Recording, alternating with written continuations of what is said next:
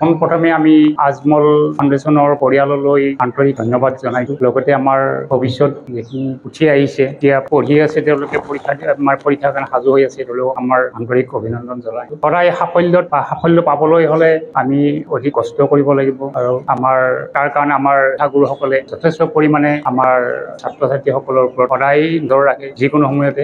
আজি আমি বহুত সুখী হৈছোঁ, আমাৰ ল'ৰা আৰু স্মৃতি চৌধুৰী তেওঁলোকৰ সদায় পৰীক্ষাৰ তালিকাটো আমি প্ৰথম বৰ্ষৰ পৰাই মক টেষ্ট হৈছিলে। প্ৰত্যেকটো মক টেষ্টৰ লক্ষ্যে পিছে আমি সদায় নজৰ ৰাখিছিলোঁ, তেওঁলোকে কিমান পাৰদৰ্শিতা কৰিছে, কিমান পাৰদৰ্শিতা দেখুৱাব পাৰিছে, আমি তাৰ কাৰণে সুখী। আৰু তেওঁলোকক আমি সদায় কৈছোঁ, হয়তো মই চৌধুৰীক আজিয়ে দেখিলোঁ, কিন্তু মই সদায় মক টেষ্টৰ সময়ত ৰিজাল্টৰ হেৰিত আমি মোবাইলত পাইছিলোঁ, যদিও লগ কৰিব পৰা নাছিলোঁ। ঠিক তেনেকৈ বহুত ভাল লাগিছে তেওঁলোকৰ যিটো উদ্দেশ্য।